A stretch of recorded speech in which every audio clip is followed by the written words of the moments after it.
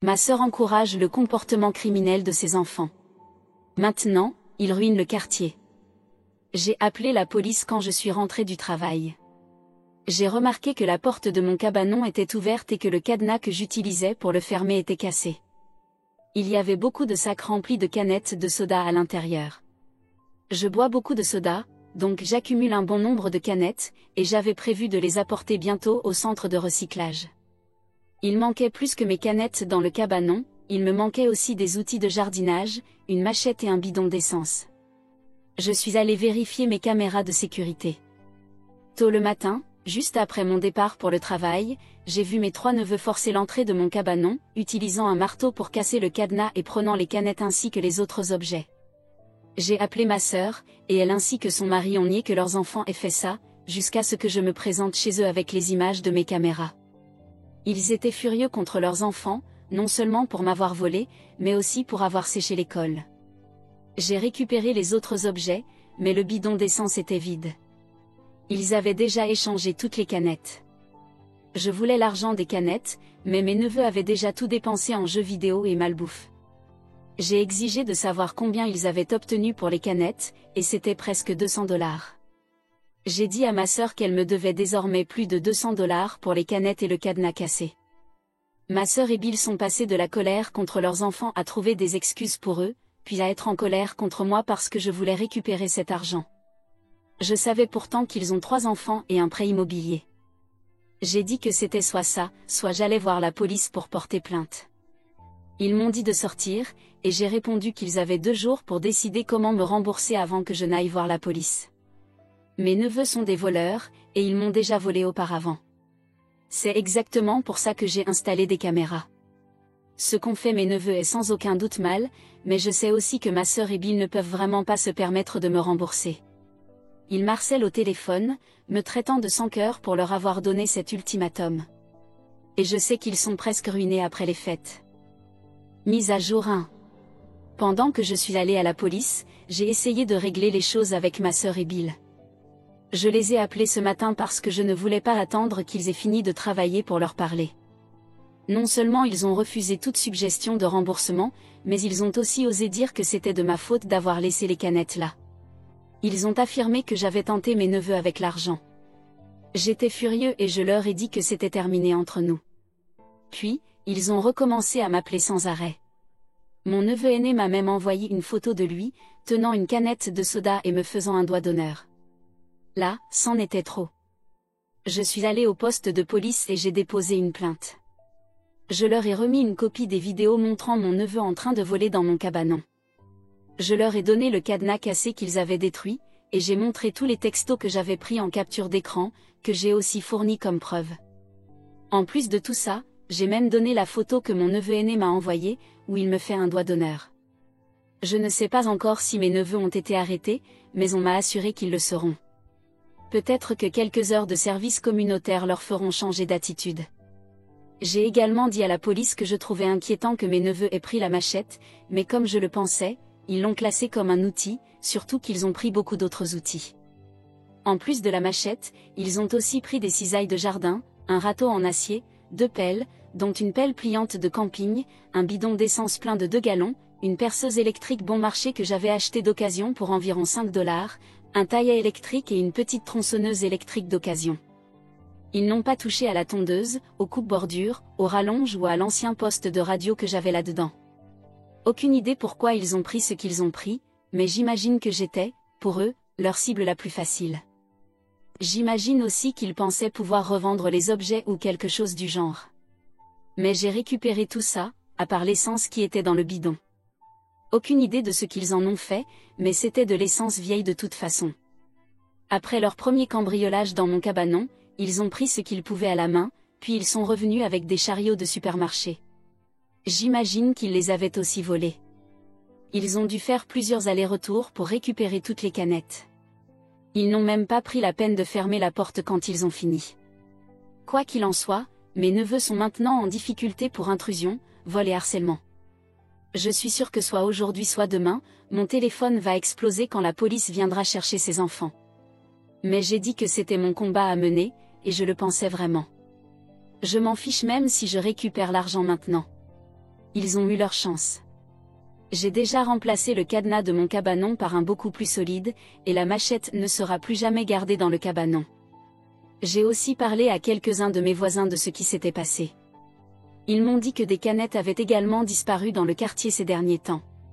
Si quelqu'un laissait un sac de canettes dehors, il se faisait voler. Je ne peux pas dire si mes neveux étaient les coupables, mais si c'était le cas, alors ils faisaient ça depuis des mois. J'ai également parlé avec mes proches, et eux aussi en ont marre de ma sœur et de Bill. Donc, au moins, tout le monde est de mon côté, ce qui est bon à savoir.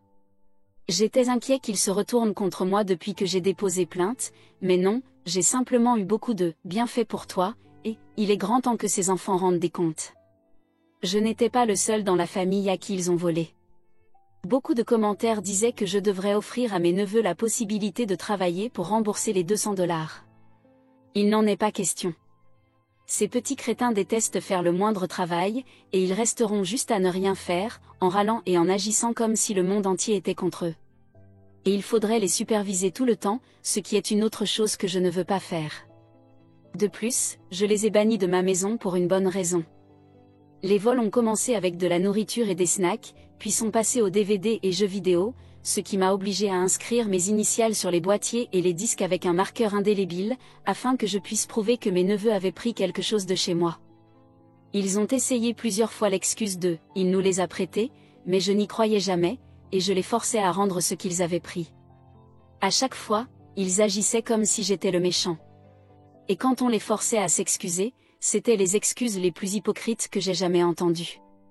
La goutte d'eau qui a fait déborder le vase et qui a entraîné le bannissement de mes neveux de chez moi, c'est quand ils ont utilisé la clé de secours cachée pour entrer chez moi et voler 3 packs de 6 bières de mon réfrigérateur, mes bières préférées à l'orange sanguine, tout en vidant ma cuisine de tout ce qu'ils voulaient. L'un d'eux a même déféqué dans ma salle de bain, sans tirer la chasse, et a intentionnellement uriné par terre. Ils ont essayé de dire que ce n'était pas eux, mais je savais que c'était le cas. La bière qu'ils avaient volée était même cachée dans leur chambre. Ma sœur et Bill les ont à peine punis et m'ont en gros dit que « les garçons resteront des garçons », puis ils m'ont réprimandé quand j'ai dit qu'eux et leurs enfants n'étaient plus les bienvenus chez moi. Et c'est pour tout cela que j'ai installé les caméras. Quand je les ai installées, je n'en ai parlé à personne, ce qui était une très bonne idée, car mes neveux n'avaient aucune idée qu'elles étaient là quand ils ont forcé mon cabanon. J'imagine que j'étais leur cible la plus facile. Quand j'en aurai les moyens, je compte installer plus de caméras à l'intérieur de ma maison aussi. Mise à jour 2. Mais mes neveux ont bien été arrêtés samedi. La police est venue chez eux, et ma sœur ainsi que Bill ont été forcés de les laisser entrer car ils avaient un mandat. Apparemment, mes 3 neveux sont passés de petits arrogants à des bébés en pleurs lorsqu'ils ont été menottés. Je le sais parce qu'un voisin, qui est en quelque sorte ami avec ma sœur, était présent pour voir ça. Peu de temps après l'arrestation, ma sœur et Bill ont recommencé à m'appeler sans arrêt. Ils n'ont pas pu faire sortir leurs enfants de prison avant lundi matin. Maintenant, les garçons sont accusés de vol, de destruction volontaire de biens, de vandalisme et de harcèlement. La police a pris toute cette affaire très au sérieux, car il y avait eu des plaintes concernant mes neveux depuis un certain temps, mais rien n'avait été prouvé jusqu'à présent. Ces derniers mois, des sacs de canettes avaient disparu un peu partout dans la région. Je ne sais pas si c'était mes neveux ou non, mais ils sont des suspects probables. Avec la nouvelle de leur arrestation qui se répand, espérons que d'autres voisins avec des caméras de sécurité viendront fournir plus de preuves. Ma sœur et Bill sont aussi venus chez moi. J'ai refusé d'ouvrir la porte et je leur ai dit que tout cela était arrivé parce qu'ils encouragent leurs enfants et refusent de les rendre responsables de leurs actes. Ça les a fait crier et frapper encore plus fort à ma porte, jusqu'à ce que je menace d'appeler la police contre eux aussi. Et puisque je l'ai déjà fait, ils savent que je ne plaisante pas. Alors, ils sont partis sans causer plus de problèmes, mais ils ont recommencé à m'appeler sans cesse. Je n'ai pas bloqué ma sœur ou Bill. À la place, j'ai décidé de sauvegarder tous les messages qu'ils m'envoient, parce que j'ai pris la décision de les poursuivre en justice au tribunal des petites créances pour cette affaire. Je n'ai ni besoin ni envie de cet argent, et j'ai déjà remplacé le cadenas détruit par un bien meilleur. Cependant, les enfants ne sont pas les seuls qui ont besoin d'apprendre une leçon. À la fin, j'espère les mettre dans une situation assez difficile pour qu'ils comprennent qu'il ne faut plus jamais me chercher. J'ai également le soutien total de ma famille à ce sujet. Mes parents, mes tantes, mes oncles, mes cousins, etc., me soutiennent tous, parce que mes neveux leur ont aussi volé. Et après avoir banni mes neveux de chez moi, certains, d'entre eux, ont fait de même. Je vais insister pour que mes neveux fassent du service communautaire. La raison n'est pas seulement parce que c'est une bonne idée, mais aussi parce que je sais que c'est ce qu'ils détesteront le plus. Chaque fois qu'on les oblige à faire un travail qu'ils ne veulent pas faire, ils râlent et agissent comme si le monde entier était contre eux, donc presque rien ne se fait. Peut-être que quelques centaines d'heures de travail non rémunérées leur apprendront quelques bonnes manières. Ils ont été bien trop gâtés. Mise à jour 3. Eh bien, c'est ridiculement anticlimatique. Je pensais que ma sœur et Bill allaient s'enfoncer encore plus après tout ce qui s'était passé, mais ils ont en fait cédé. J'ai intenté une poursuite contre eux au tribunal des petites créances pour les actions de leurs enfants. Dans la plainte, je demandais 500 $. C'était pour les canettes volées, le cadenas détruit, le coût du remplacement du cadenas, qui était beaucoup plus solide et plus cher, les frais de dépôt au tribunal et les dommages émotionnels pour le harcèlement. Un ami dont le père est avocat m'a donné une consultation gratuite et m'a dit que j'avais un dossier très solide à cause des images de caméra montrant mes neveux en train de voler chez moi, et de ma sœur et Bill frappant à ma porte. En plus de cela, j'avais tous les messages qu'ils m'avaient envoyés. Quand ma sœur et Bill ont reçu la convocation, ils m'ont appelé en panique. Ils m'ont dit que je ne pouvais pas leur faire ça. J'ai rétorqué que c'est le prix à payer pour ne pas avoir éduqué leurs enfants et pour les avoir laissés devenir de petits voleurs prétentieux. Et si jamais ils souhaitent me reparler, ce sera soit devant le tribunal, soit lorsqu'ils décideront de me payer les 500 $ que je réclame. Puis j'ai raccroché. Hier soir, j'avais des amis à la maison après le travail. On se détendait simplement en regardant un film. Aucun de nous n'était d'humeur à jouer aux jeux vidéo, car on était fatigué de la journée et on voulait juste une soirée tranquille. Mais ensuite, j'ai entendu frapper à la porte. Quand j'ai regardé dehors, c'était ma sœur et Bill, et ils avaient l'air très mécontents. J'ai ouvert la porte, mais j'ai laissé la porte moustiquaire fermée. Puis, je leur ai demandé ce qu'ils faisaient chez moi. Ils m'ont dit qu'ils en avaient assez de se battre, car tout le monde était contre eux. Ils ont pleinement admis à quel point ils avaient fait une énorme erreur en laissant la situation aller aussi loin, et qu'ils voulaient simplement faire la paix. Mes amis étaient juste derrière moi. Ils ont donc été témoins de cette scène. Bill a glissé une enveloppe par la fente de la porte, contenant 500 $ en billets de 50. Il a dit que cela venait de son compte d'épargne personnel. Puis il m'a dit qu'à partir de maintenant, il s'assurerait que mes neveux soient dûment punis pour leurs actes. Ils ne m'ont pas demandé de retirer les accusations, mais ils m'ont supplié d'être au moins indulgent. J'ai répondu que je ne demandais que du service communautaire, ce qui est déjà assez indulgent. Si on coopère à ce sujet, alors j'espère que le juge sera d'accord. Ils ont soupiré et dit qu'ils coopéreraient si c'était tout ce que je voulais, puis ils sont partis sans faire d'histoire.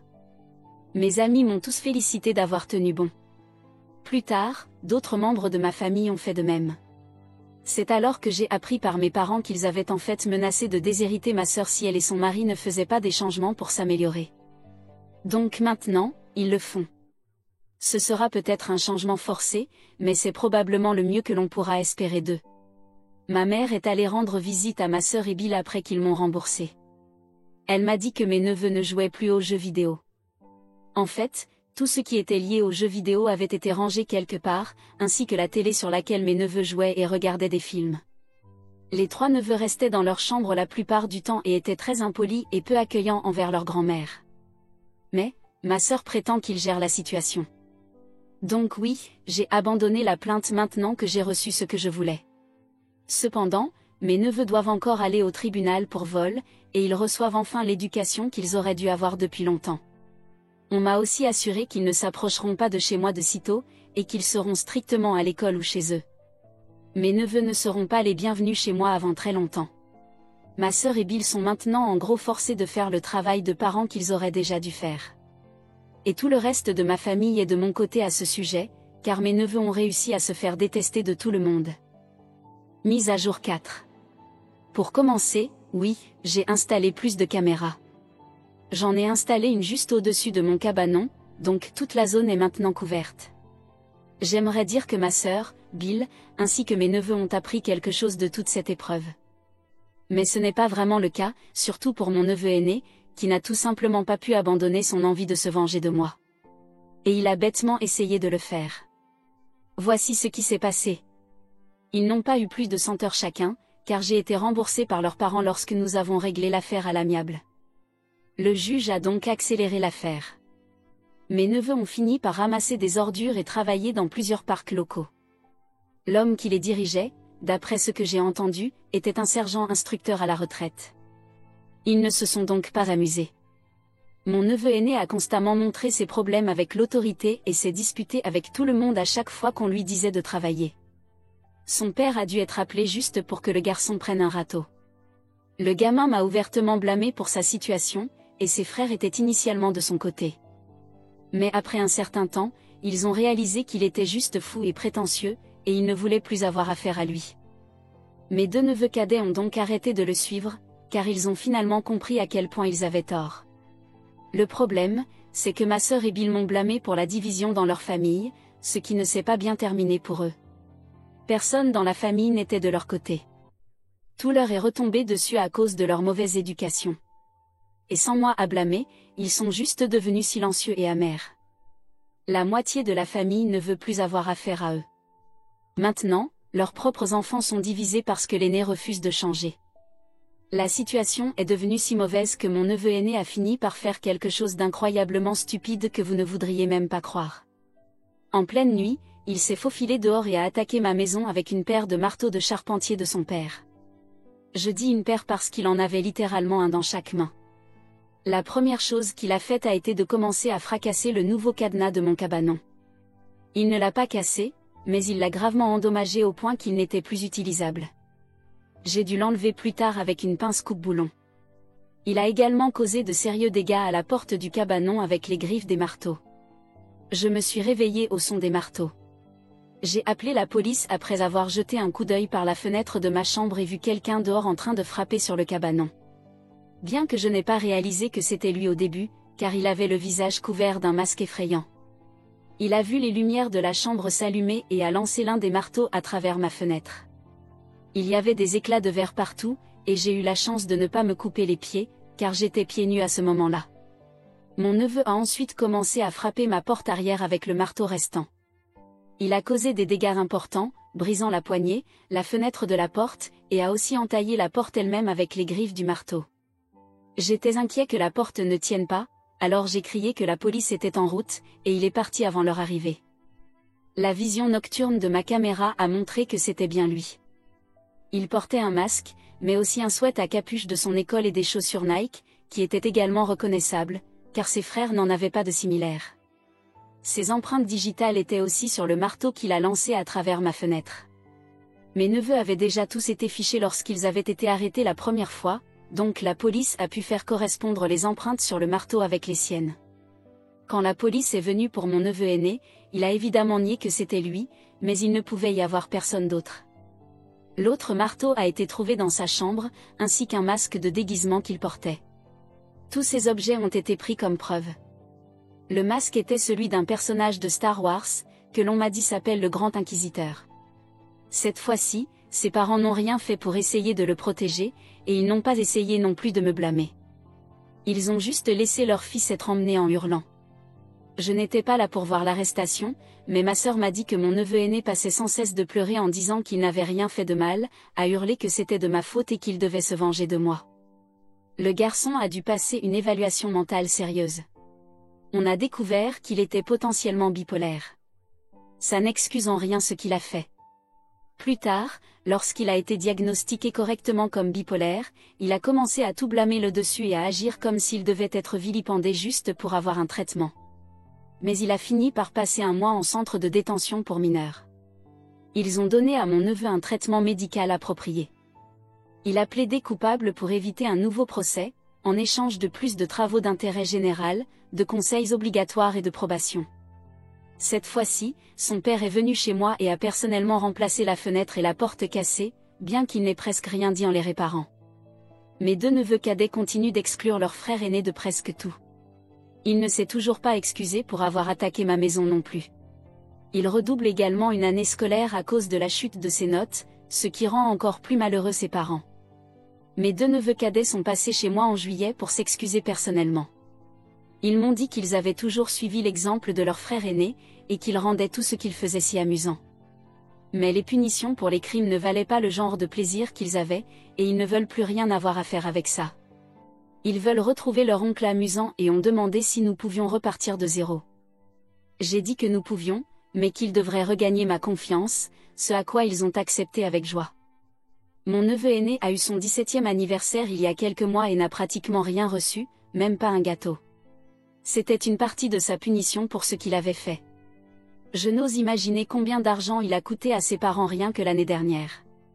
Il a conduit ses frères à voler chez moi, puis a détruit la fenêtre de ma chambre et ma porte arrière. J'imagine qu'avec la poursuite que j'avais déjà déposée et le remplacement de la porte et de la fenêtre, cela leur a coûté plus de 1000 $.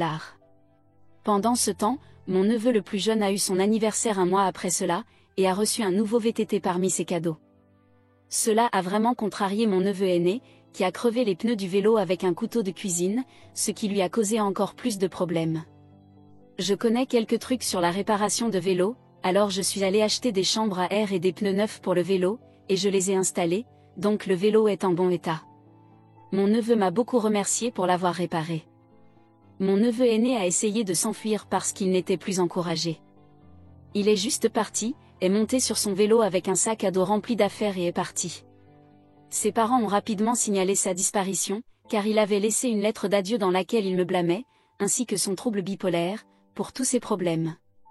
Dans la lettre, il disait qu'il ne pouvait plus attendre d'avoir 18 ans pour s'éloigner de nous tous, donc il nous faisait une faveur en partant plus tôt. Mais il est revenu 3 jours plus tard sans son vélo ni son sac à dos, et avait l'air bien amoché. Il n'a dit à personne ce qui s'était passé. On ne le sait toujours pas, mais il a été réprimandé pour avoir continué à me prendre comme bouc émissaire pour ses problèmes personnels, car me blâmer a été la première chose qu'il a faite après être revenu. Je ne l'ai pas forcé à voler chez moi. Je ne l'ai pas forcé à attaquer ma maison. Je ne l'ai pas forcé à s'enfuir. C'était tout lui. Il a failli retourner en centre pour mineurs pour s'être enfui, car il avait violé sa probation.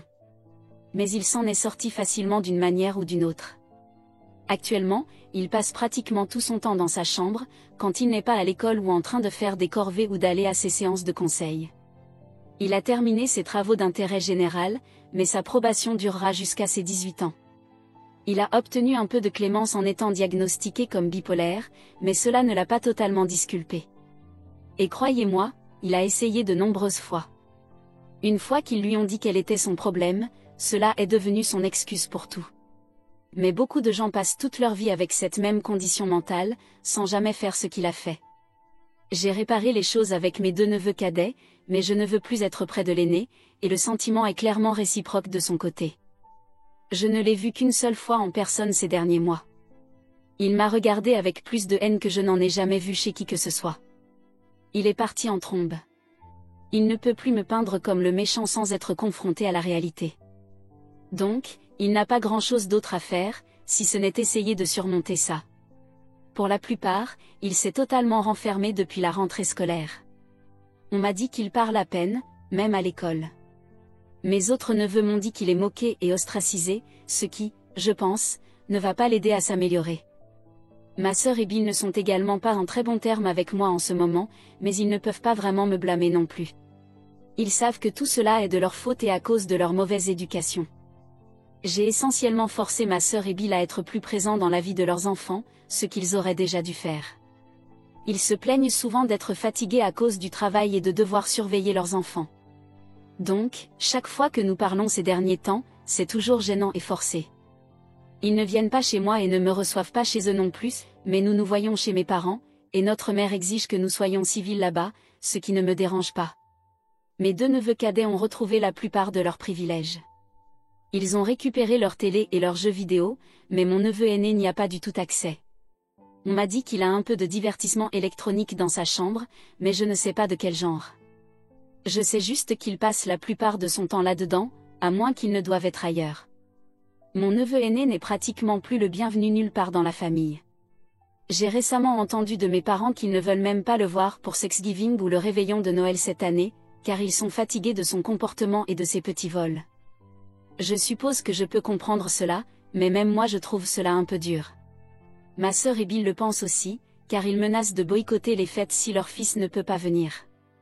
Je ne supporte pas ce gamin et ne voudrais pas non plus qu'il soit chez moi, donc je comprends pourquoi ils ont pris cette décision. Mais je ne pense pas que l'exclure de tout et de tout le monde l'aidera à s'améliorer.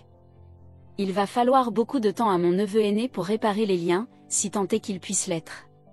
Au vu de la situation, il pourrait essayer de s'enfuir de nouveau une fois qu'il sera majeur, à moins que la dernière fois ne l'ait effrayé au point de ne plus vouloir réessayer. Mais j'espère que les choses s'amélioreront pour lui avec le temps, si ce n'est pas trop tard pour corriger son comportement. Je ne l'aime peut-être pas, mais il reste mon neveu, et je m'inquiète pour lui. Mais je suis en quelque sorte impuissant. Donc, pour l'instant, tout ce que je peux faire, c'est rester en dehors de tout ça et offrir mon soutien quand je le peux. Mise à jour 5. J'espérais avoir une meilleure mise à jour pour tout le monde après les fêtes, mais les choses ne se sont pas vraiment améliorées. Elles avaient bien commencé, puis tout a de nouveau dégénéré. Il a fallu du temps, mais maintenant tout va plus ou moins bien. Je n'ai pas posté plus tôt, car je pensais qu'il valait mieux attendre. J'ai écrit la majeure partie de ceci il y a des mois, mais j'ai décidé d'attendre un peu plus longtemps pour voir si la situation s'améliorerait. Puis, j'ai attendu trop longtemps et j'ai tout simplement oublié, jusqu'à récemment. Voici donc, espérons-le, la dernière mise à jour du serpent diabolique qui a tenté ses neveux avec un cabanon plein de canettes. Je pourrais faire un résumé, mais il y a juste trop de choses à dire. Donc, si vous voulez connaître le reste, il faudra revenir lire depuis le début. L'année dernière, ma sœur et Bill sont allés fêter Thanksgiving chez les parents de Bill, au lieu de le passer avec mes parents. Mon neveu aîné n'était pas exactement exemplaire là-bas non plus, mais il n'a causé aucun problème, du moins c'est ce qu'ils ont dit à tout le monde. Ma sœur et Bill ont également eu une longue discussion avec nos parents sur le fait qu'exclure mon neveu ne ferait pas de bien à son état mental. J'étais d'accord avec eux, car vu l'évolution des choses, mon neveu ne ressentirait que de la haine. Mes parents ont donc cédé et ont accepté qu'il vienne à la soirée de Noël. Bien sûr, je lui ai offert un cadeau. Comme je voulais l'aider à aller mieux mentalement, début décembre, je lui ai acheté un VTT métallique vert d'occasion au magasin de seconde main local. Il avait besoin de quelques réparations, mais c'était une excellente affaire pour 30 $. J'ai aussi appris que, comme son bon sac à dos avait été volé, il utilisait un vieux sac appartenant à l'un de ses frères. J'en ai donc acheté un d'occasion pour 5 $. J'ai réparé le vélo, lavé le sac à dos et quand je les lui ai offert un dimanche, il était complètement choqué. Ça l'a aussi rendu vraiment mal à l'aise, mais il a pris les deux avec un regard qui disait merci. Il les a utilisés immédiatement pour aller à l'école, comme il le faisait avec son ancien vélo et sac à dos. Ma sœur et Bill étaient également très surpris que je lui fasse des cadeaux, encore moins que je remplace les affaires volées quand il avait fugué après avoir attaqué ma maison avec des marteaux. Mais les cadeaux ont eu l'effet escompté. Je n'étais plus l'objet de sa rage. Il cherchait vraiment n'importe quelle excuse pour faire de moi le serpent qui avait ruiné sa vie, mais ce n'était pas le cas. La prochaine fois que je l'ai vu, c'était à la fête de Noël en famille. Pendant la fête, ma sœur et Bill l'ont obligé à s'excuser d'avoir déchargé toute sa colère sur moi. Il se tenait près de lui comme des ombres pendant qu'il me parlait. On lui a dit plusieurs fois de me regarder dans les yeux. Dans ses excuses, il a admis que ce n'était pas ma faute s'il avait été arrêté, qu'il m'avait provoqué, qu'il avait volé chez moi et endommagé ma propriété. Il a promis de ne plus recommencer. Nous nous sommes serrés la main et il n'a causé aucun problème pendant toute la soirée. Ses parents, cependant, ne l'ont pas quitté d'une semelle. Ils auraient aussi bien pu l'attacher en laisse. C'était gênant, mais je comprends pourquoi ils ont fait tout ce qu'ils pouvaient pour qu'il soit autorisé à venir à Noël. Cependant, à la veille du Nouvel An, les choses ont de nouveau mal tourné. Mon neveu aîné a volé une bouteille de champagne à ses parents et l'a bu rapidement, enfermé dans la salle de bain, avant que quiconque ne puisse l'arrêter. Il avait demandé un verre avant cela, mais on lui avait dit qu'il était trop jeune. Alors, il a volé une bouteille et l'a descendue d'une traite. Nous ne savions pas à l'époque, mais il volait de l'alcool depuis un certain temps, avant même sa première arrestation. Il cachait son butin quelque part, et sa réserve diminuait lentement car il ne touchait qu'un peu à la fois. Il en revendait même à d'autres enfants du quartier. Il n'a pas eu de gros ennuis, il a juste été envoyé dans sa chambre pour la nuit. Il a dit qu'il avait volé l'alcool parce qu'il en avait vraiment envie et que c'était le Nouvel An. Ses frères ont avoué à leurs parents l'existence de sa cachette et leur ont montré où elle se trouvait, un bac en plastique dans l'espace de rangement sous la maison. Quand on les a confrontés pour savoir comment ils avaient eu tout cet alcool, mes deux neveux cadets ont admis avoir suivi l'exemple de leur frère. Ils ne volaient qu'une bière à la fois ou versaient de l'alcool fort d'une bouteille d'origine dans une autre, petit à petit. Et la plus grosse révélation, ils avaient pénétré discrètement chez d'autres personnes et faisaient la même chose partout dans le quartier. Leur méthode était de chercher des portes et fenêtres non verrouillées. Ils évitaient les maisons avec des chiens. Le plus jeune passait par les fenêtres parce qu'il était le plus petit, puis il déverrouillait les portes pour laisser entrer ses frères. Il faisait en sorte de ne rien voler de trop gros à l'intérieur des maisons, pour pouvoir revenir plusieurs fois. Mais après avoir été arrêtés l'année dernière, ils ont réalisé qu'ils n'aimaient pas être des voleurs et qu'ils ne faisaient que suivre l'exemple de leurs frères, comme ils l'ont dit auparavant. Bien sûr, ils ont eu des ennuis pour ne pas avoir avoué cela plus tôt. Et malgré leur tentative de garder le secret, l'information a quand même circulé. Cela a confirmé certaines suspicions des voisins. Vu à quel point mes neveux étaient doués pour cambrioler, on pourrait penser qu'ils auraient fait plus attention aux caméras. Mais après que mes neveux aient été démasqués comme voleurs, quelques-uns de mes voisins et de ceux de ma sœur ont aussi installé des caméras. La punition pour avoir admis qu'ils avaient volé des choses a été légère pour mes neveux. C'était un peu redondant pour l'aîné, car il était déjà en probation. Il n'avait pas essayé de voler autre chose jusqu'à ce qu'il prenne la bouteille de champagne. Bill a commencé à lui donner beaucoup de chewing-gum à la menthe pour calmer ses envies, car c'est ce qu'il avait utilisé pour réduire sa propre consommation d'alcool. Et ça l'a un peu aidé. Bill a aussi commencé à garder tout son alcool dans un réfrigérateur cadenassé dans le garage. Il soupçonne que son fils a essayé d'y entrer une fois.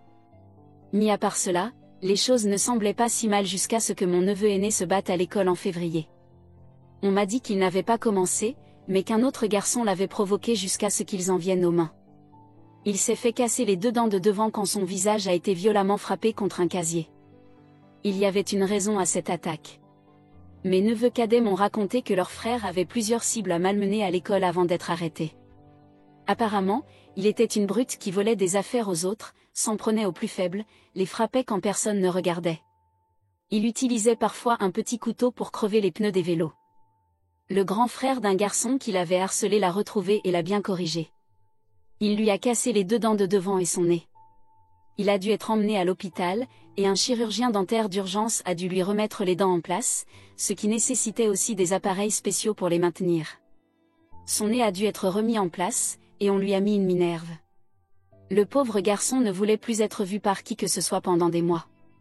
Personne n'a porté plainte. Croyez-moi, j'ai demandé de nombreuses fois pourquoi, mais les parents du garçon qui l'a battu ont payé au moins la moitié des frais de traitement pour ses dents et son nez grâce à leur assurance. L'assurance santé de ma sœur et Bill est médiocre pour couvrir le reste, et ils ont eu une franchise élevée. Ils n'ont pas pris la peine de porter plainte car ils ne voulaient pas retourner au tribunal. Les autres parents n'ont payé autant que pour éviter un procès. J'ai aussi contribué un peu aux frais.